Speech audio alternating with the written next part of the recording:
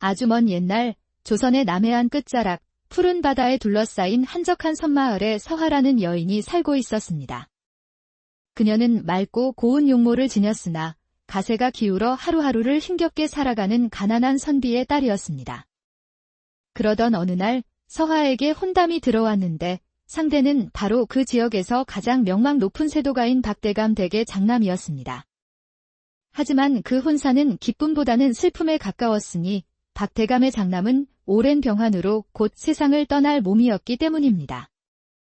시댁에서는 서하의 가난한 친정에 도움을 주겠다고 약조했고 서하는 가족을 위해 자신의 삶을 희생하기로 마음먹었습니다.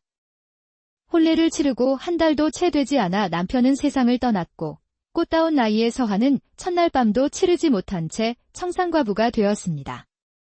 박대감에게는 2명의 아들이 더 있었지만 둘 다 학문에는 뜻이 없어 과거에 번번이 낙방하는 처지였습니다. 이를 늘 안타깝게 여기던 서하의 시어머니는 어느 날 박대감에게 은근히 뜻을 내비쳤습니다. 대감, 이제 큰아들도 떠났으니 둘째라도 과거에 합격하여 대감의 뒤를 잇고 가문을 일으켜야 하지 않겠습니까? 허나 제 힘으로는 어려우니 대감께서 초시 때만이라도 힘을 좀 써주시는 것이 어떻겠사옵니까? 그러나 강직한 성품의 박대감은 단호한 목소리로 아내를 꾸짖었습니다. 부인, 내 평생 사사로운 욕심에 원칙을 굽힌 적이 없소? 아이들이 스스로의 힘으로 길을 열지 못한다면 그것이 순리일 뿐이요. 다시는 내 앞에서 부정한 방법을 입에 담지 마시오. 그것이야말로 가문의 수치가 될 뿐이요. 시어머니는 분노를 속으로 삭이며 조용히 물러났지만 그녀의 눈빛에는 이미 차갑고 잔인한 결심이 서려 있었습니다. 그 집에는 무진이라는 과묵한 머슴이 있었습니다. 그는 굳은 일을 도맡아 하면서도 늘 멀리서 서하의 모습을 조용히 지켜보곤 했습니다. 어느 늦은 밤, 일을 마치고 행랑채로 돌아가던 무진은 곡간 뒤에서 들려오는 낮은 소곤거림을 듣게 되었습니다. 호기심에 발소리를 죽이고 다가간 그는 마님과 집안의 청지기가 나누는 대화를 엿듣고 온몸이 굳어버렸습니다. 며느리가 친정에 가는 배 위에서 스스로 목숨을 끊은 것처럼 보이게 만들어야 한다. 마님, 어찌 그렇? 무슨 방도가 있겠사옵니까? 각시 투구꽃에서 뽑아낸 독을 구해 오너라. 대추차에 타서 마시게 하면 정신이 흐려져 몸을 가누지 못하게 될 것이다. 그 상태로 배에서 떨어진다면 누구도 의심하지 않고 지아비를 따른 열려라 칭송하겠지. 허나 마님, 그 약을 구하는 것이 쉽지 않을 뿐더러. 말이 끝나기도 전에 시어머니는 청지기의 손에 묵직한 돈주머니를 쥐어주었습니다. 이 정도면 충분할 것이다. 절대 실수해서는 안 된다. 마님, 여쭙기 송구하오나 어찌하여 꼭 아시를? 열려문 때문이시옵니까? 그렇다. 우리 가문에 열려문이 세워지면 내 아들들의 벼슬길이 열릴 것이다. 이는 결국 너에게도 나쁠 것이 없지 않느냐. 마님의 뜻이 그러하시다면 이 미천한 놈이 실수 없이 처리하겠사옵니다. 어둠 속에서 모든 것을 들은 무지는 주먹을 불끈 쥐었습니다. 서하를 향한 연모의 감정은 감히 드러낼 수 없는 것이었지만 그녀가 죽게 내버려 둘 수는 없었습니다. 며칠 후 서하가 친정으로 떠나는 날이 되었습니다. 시어머니는 인자한 미소를 지으며 독이 든 대추차를 건넸습니다. 얘야, 백길이 험하니 이 차를 마시고 속을 좀 달래거라. 아무것도 모르는 서하는 감사히 차를 받아 마셨습니다. 배가 출항하고 얼마 지나지 않아 서하는 머리가 어지럽고 몸에 기운이 빠지는 것을 느꼈습니다. 그때 청지기가 다가와 서하의 팔을 부축했습니다. 아씨, 멀미가 나시는 듯하니 뱃머리에서 바람이라도 쐬시는 것이 어떻겠습니까? 몽롱한 정신의 서하는 청지기가 이끄는 대로 난간으로 향했습니다. 난간 앞에 이르자 청지기는 그녀의 귓가에 차갑게 속삭였습니다. 아씨, 죄송하게 되었소이다. 허나 이 또한 마님의 깊은 뜻이니 원망하지는 마십시오. 그 순간 거친 손이 서하의 등을 강하게 밀쳤습니다. 비명조차 지르지 못한 채 서화의 몸은 차가운 밤바다로 떨어졌습니다. 청지기는 곧바로 배 위의 사람들을 향해 비통한 척 소리쳤습니다. 아이고, 아씨께서 스스로 몸을 던지셨소. 어찌 이런 일이? 갑판 위는 순식간에 아수라장이 되었지만 칠흑 같은 바다로 뛰어드는 사람은 아무도 없었습니다. 그러나 그 순간 큰 배의 그림자를 따라오던 작은 쪽배 하나가 있었습니다. 그 배 위에는 무진이 있었습니다. 그는 모든 것을 예감하고 몰래 배를 준비해 뒤를 쫓아왔던 것입니다. 서화가 물에 빠지는 것을 본 무진은 한치의 망설임도 없이 바다로 몸을 던졌습니다. 그는 필사적으로 헤엄쳐 깊이 가라앉는 서화를 붙잡았고 온 힘을 다해 그녀를 자신의 작은 배 위로 끌어올렸습니다. 서화의 얼굴은 창백했고 숨결은 미약했습니다. 무진은 품에서 작은 약병을 꺼내 미리 준비해온 해독약을 그녀의 입에 흘려 넣었습니다. 지금 육지로 돌아가는 것은 서화를 다시 죽음으로 몰아넣는 길. 무진은 멀리 어둠 속에서 희미하게 보이는 무인도를 향해 필사적으로 노를 저었습니다. 다음 날 서화는 낯선 곳에서 눈을 떴습니다. 파도 소리와 바람 소리, 그리고 눈앞에 서 있는 무진의 모습에 그녀는 경악했습니다. 아씨, 정신이 드십니까? 무진아, 이게 대체 무슨 일이냐? 여긴 어디고 내가 왜 여기에 있는 것이냐? 무진은 지난밤에 엿들었던 시어머니와 청지기의 계략, 그리고 서화를 구하기까지의 모든 일을 차분히 설명했습니다. 말도 안 돼. 어머님께서 나를. 지금 아씨께서 살아계시다는 것을 알게 되면 그들은 다시 아씨를 해치려 들 것입니다.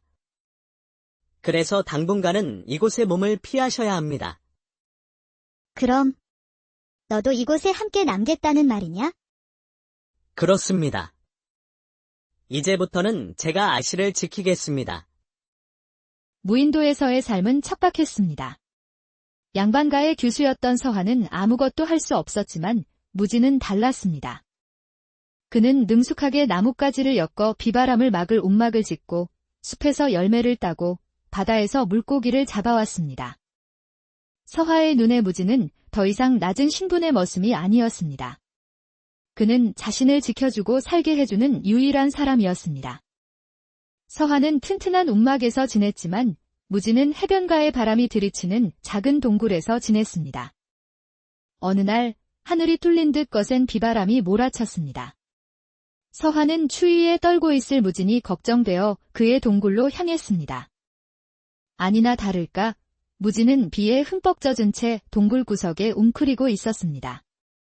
무진아, 이러다가는 큰 병이 들겠다.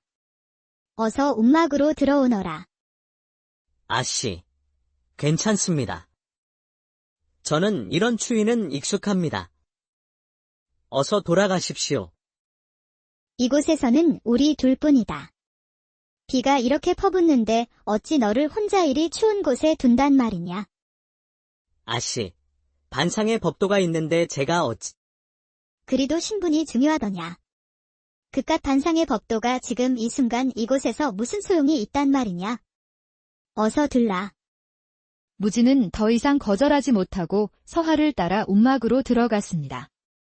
그날 밤, 두 사람은 처음으로 한 공간에서 빗소리를 들으며 밤을 보냈습니다.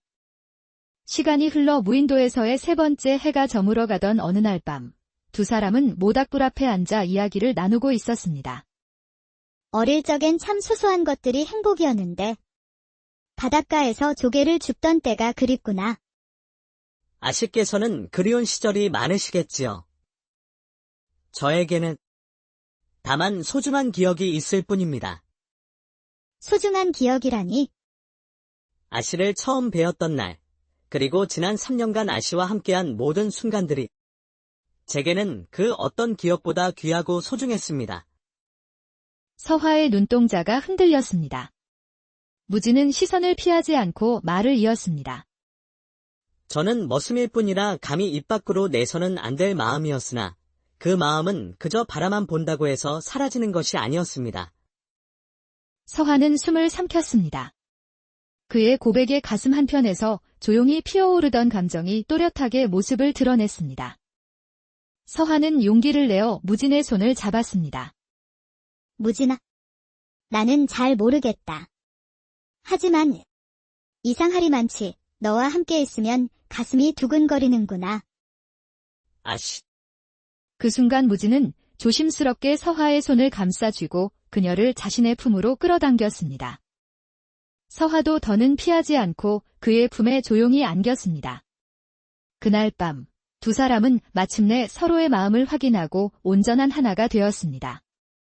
시간이 흘러 혹독한 겨울이 섬을 찾아왔습니다. 굶주림과 추위 속에서 두 사람은 더 이상 섬에 머물 수 없음을 직감했습니다. 서방님. 이제는 떠나야 할 때가 되었소. 그들의 거짓을 바로잡고 빼앗긴 내 인생을 되찾아야 하오. 나의 억울함을 밝히고 서화라는 내 이름을 되찾을 것이오.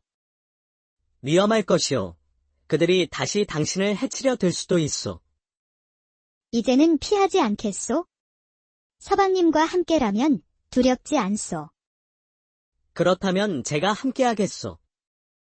어디든 끝까지 당신 곁을 지키겠소. 두 사람은 거친 겨울 바다를 건너 마침내 육지에 도착했습니다. 그리고 곧장 박대감의 집으로 향했습니다. 마을 어귀에 들어서자 서화의 눈앞에 결려윤십이라고 새겨진 비석이 보였습니다. 그녀는 분노에 찬 눈으로 비석을 노려보았습니다. 서화는 그 길로 도의 관찰사를 찾아가 모든 사실을 고했습니다. 아니, 윤씨 부인께서 어찌 자결하셨다는 소문이 파다했는데? 그것이 바로 제가 온 이유입니다. 저의 시댁에서 저를 없애려 했고 거짓으로 연료비를 세웠습니다. 부디 이 모든 부정을 철저히 조사해 주십시오.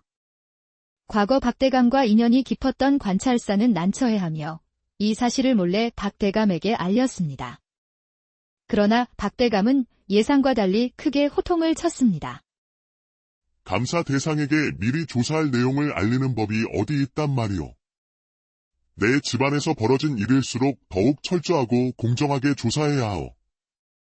박대감의 호령에 따라 철저한 감사가 이루어졌고 시어머니와 청지기의 모든 죄가 밝혀졌습니다. 그들은 나라의 큰 벌을 받았고 두 아들들의 과거 급제는 취소되었으며 거짓된 연료비는 부서졌습니다. 모든 것이 바로잡힌 후 박대감은 조용히 서화를 불렀습니다. 그동안 고생이 많았구나. 이 모든 것은 내 불찰이다. 나는 이 일에 대한 책임을 질 것이다. 그러니 너는 이제 너의 삶을 살아가거라. 이 돈을 가지고 무진과 함께 먼 곳으로 떠나 새롭게 시작하거라. 감사합니다. 아버님. 그렇게 서화와 무진은 더 이상 신분의 굴레에 얽매이지 않고 새로운 삶을 향해 함께 떠났습니다. 운명은 주어진 것이 아니라 스스로의 용기로 개척해 나가는 것임을 그들의 삶이 보여주고